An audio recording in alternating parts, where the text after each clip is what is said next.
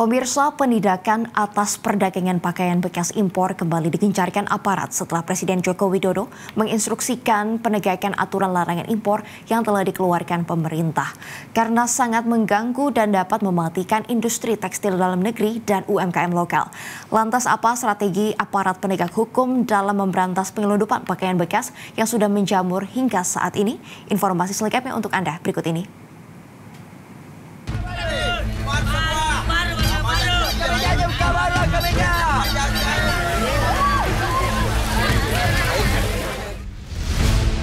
Praktik jual beli pakaian bekas impor masih menjadi fenomena selama ini.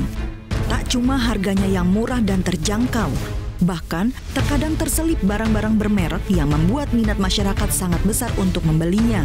Sebenarnya, larangan impor pakaian bekas sudah ada, yaitu melalui Permendag Nomor 40 Tahun 2022 tentang perubahan atas Peraturan Menteri Perdagangan Nomor 18 Tahun 2021 tentang barang dilarang ekspor dan barang dilarang impor. Namun, penjualan pakaian bekas impor ada di mana-mana.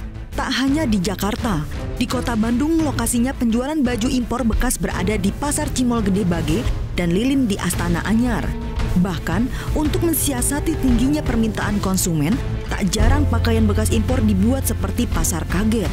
Siapa yang menyangka, berdasarkan catatan Badan Pusat Statistik BPS, nilai baju impor bekas mencapai 4,2 miliar rupiah per tahun. Keberadaan penjualan pakaian bekas impor membuat khawatir adanya produk dalam negeri kian sepi. Sehingga Presiden Joko Widodo menginstruksikan jajarannya untuk segera menghentikan impor pakaian bekas karena sangat mengganggu dan mematikan industri tekstil dalam negeri dan UMKM lokal. Betul, dan ini sudah sehari dua hari sudah banyak yang ketemu.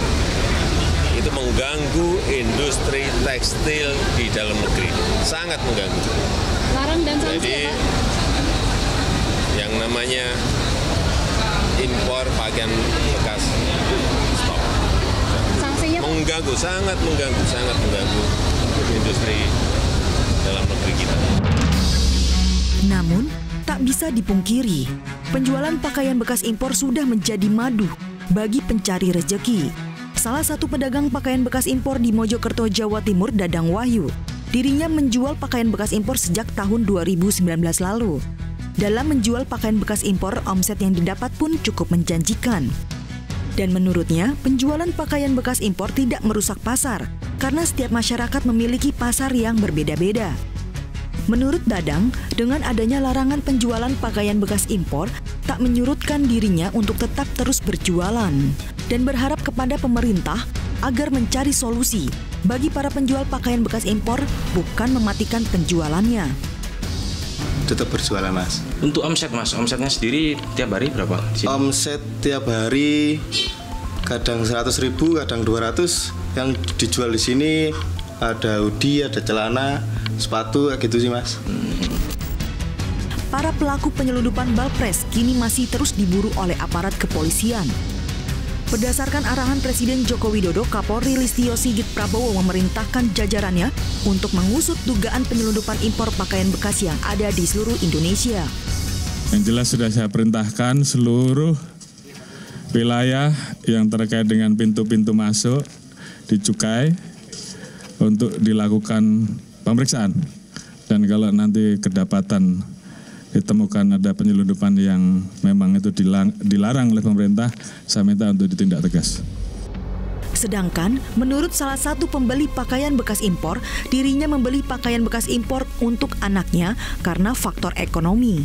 Menurutnya, kualitas barang impor walaupun bekas, namun masih bagus dan harganya pun sangat murah. Adanya larangan penjualan pakaian impor bekas dari pemerintah, Hendra sangat tidak setuju karena faktor ekonomi masyarakat. Pertama, kualitasnya kan kalau barang impor kan meskipun bekas kan masih bagus. Kedua, harganya kan lebih murah. Yes, kita sebagai orang menengah ke bawah kan harganya lebih murah, kualitasnya bagus. Kan nggak harus beli baru kan, yang penting kita cocok sama keuangan. Tahu nggak ini mau di stop oleh pemerintah? Tahu? Wah, belum tahu. Kalau ini di stop oleh pemerintah, responnya gimana? Kalau bisa ya janganlah, kasihan orang-orang yang dagang gitu. Dagang juga, terus orang-orang yang tidak mampu ya kan, mau beliin anaknya, uangnya nggak ada loh. Indonesia memiliki wilayah perairan yang sangat luas dan banyaknya pelabuhan tikus sehingga dapat memudahkan beragam tindakan kejahatan penyelundupan. Berbagai upaya kini tengah dilakukan, salah satunya dengan melakukan pemusnahan sebagai upaya penegakan hukum dan perlindungan konsumen. Lalu, bagaimana dengan nasib para penjual pakaian impor bekas? Tim Liputan Media Group Network.